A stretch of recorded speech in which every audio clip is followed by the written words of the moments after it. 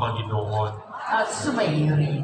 Ang mabuting balita ng Panginoon ayon kay San Mateo. Papuri sa iyo, Panginoon.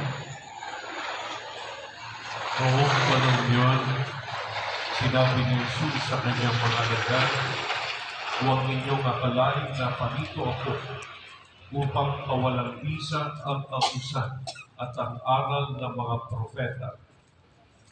Naparito ako hindi upang kawalang bisa, kundi para ipaliwanag at ganapin ang mga iyon. Tandaan niyo ito, magwawakas ang langit at ang lupa, ngunit ang kaligitang bahagi ng kautusan ay di mawawala ng bisa hanggat hindi magaganap ang lahat. Kaya't sino mang magpawalang halaga kahit sa kaligitang bahagi nito at magturo ng ganon sa mga tao ay ibibilang na pinakamababa sa kaharian ng Diyos. Ngunit ang gumaganap ng kautusan at nagtuturo ng tuparin iyon ay ibibilang sa dakila sa kaharian ng Diyos. Sinasabi ko sa inyo, kung ang pagsunod ninyo sa kalooban ng Diyos ay tulad lamang ng pagsunod ng mga eskriba at mga pariseyo, hindi kayo makapapasok sa kaharian ng Diyos. Narinig ninyo na noong unay iniutos sa mga tao, huwag kang papatay. Ang sino mang makamatay ay mananagot sa hukuman. Ngunit ngayon sinasabi ko sa inyo, ang mapuot sa kanyang kapatid ay mananagot sa hukuman. Ang humahamak sa kanyang kapatid ay mananagot sa Sanhedrin. Ang sino mang magsabi sa kanyang kapatid, ulol ka, ay mapapasa apoy ng impyerno. Kaya kung maghahandog ka na sa Diyos at maalaala mo na may sama ng loob sa iyo ang kapatid mo, iwan mo muna ang iyong handog sa harap ng dambana at magipagkasundo ka sa Kanya, saka ka magbalik at maghandog sa Diyos. Kung may nagsakdal laban sa iyo sa hukuman, pakipagayos ka sa Kanya habang may panahon bago Kanya iharap sa hukom. At kung hindi ibibigay ka niya sa hukom, na magbibigay naman sa iyo sa kayo, at ikaw ay mabibigyan mo. Sinasabi ko sa inyo, hindi ka makalalabas doon hanggang hindi mo nababayaran ang kahuli-hulihang kusina. Narinig ninyo na noong unay iutos sa mga tao, huwag kang makikiapid.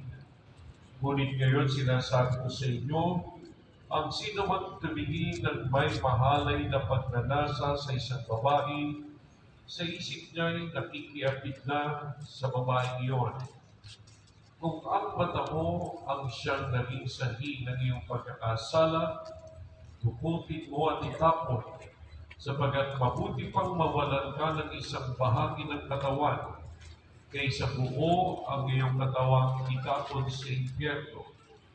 Kung ang iyong kamay ay siyang nagiging sanhi ng iyong pagkakasala, putulin mo at itapon. Mabuti pang mawalan ka ng isang bahagi ng katawan kaysa buo ang iyong katawan itapon sa impyerno. Sinabi rin naman, kapag pinahiwalay ng lalaki ang kanyang asawa, ito'y dapat niyang bigyan ng kasulatan ng paghiwalay. Ngunit ngayon sinasabi ko sa inyo, kapag pinahiwalay ng lalaki ang kanyang asawa nang hindi man ito nangangalunya, at ito'y nag-asawang muli, ang lalaki ito'y nagkasala. Itinulak niya ang kanyang asawa sa pangangalunya, at sino mang mag-asawa sa babaeng hiniwalayan ay nangangalunya. Narinig pa ninyo na noong una inuutos sa mga tao, huwag kang sisira sa iyong pinanumpang pangako. Pagko sa itokbin mo ang iyong sinumpan sa Panginoon. Ngunit ngayon, sinasabi ko sa inyo, huwag kayong sumumpa kung nangangako kayo. Huwag ninyong sabihin, saksi ko ang langit, sapagkat ito'y trono ng Diyos. o kay isang sikong lupa, sapagkat ito'y tuntungan ng kanyang mga paa. Huwag ninyong sabihin saksi ko ang Jerusalem, sapagkat ito'y lunsod ng dakilang hari. Di huwag mong sabihin mamatay man ako, sapagkat di isang buhok sa iyong uloy hindi mo mapapaputi o mapapaitim. Sabihin mo na lang na oo kung oo at hindi kung hindi, sapagkat buhat na sa masama ang anumang sumpang idaragdag dito. Mga kapatid, ang mabuting balita ng ating kaligtasan. Ito po ay maraming Panginoon.